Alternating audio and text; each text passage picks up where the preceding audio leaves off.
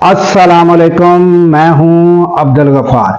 सबसे पहले नाजरीन आ जाते हैं कि जो पड़ोसी ममालिक ईरान है वहाँ के हालात। तो नाजरीन वहाँ बताया जा रहा है कि 27 शहरों में एहतजाज का दायरा वसी हो चुका है और तकरीबन जो है वो 40 के करीब अमवात जो हैं वो शहादतें हो चुकी हैं। और ये नाजरीन जिनकी गहरी नज़र है, ये जो बैनुल अक़वामी अमूर है उन पर जो गहरी नज़र रखते हैं, उन लोगों का ज़्यादातर का कहना ये है कि ये जो इसराइल अमेरिका की ईरान के साथ जंग हुई थी उसके बाद जो है वो मुआशी सूरत हाल जो है ईरान की वो आस्ते आस्ते दिगरगूं होती गई और वो इंतहाई ख़राब हालत तक पहुंची और फिर आवाम की बर्दाश्त से काम बाहर हुआ। और फिर नाजरीन एक शहर में जो है वो ताजर उन्होंने एहतजाज किया, उनको कंट्रोल ना किया जा सका, मुतमैन ना किया जा सका। फिर ये मुजाहरे बढ़ते बढ़ते नाजरीन आप जो है दीगर शहरों तक पहुंच चुके हैं।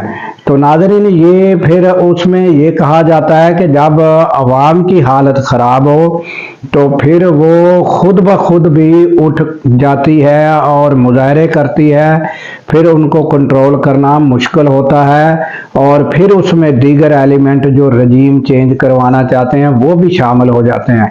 जिस तरह मौके की गनीमत जानते हुए डोनाल्ड ट्रंप ने अब दूसरी बार भी बयान दिया है कि इन मुजाहिरीन को अगर तशद्दुद किया गया तो हम मुदाखलत करेंगे, हम पहुंचेंगे इनकी मदद को वगैरह वगैरह।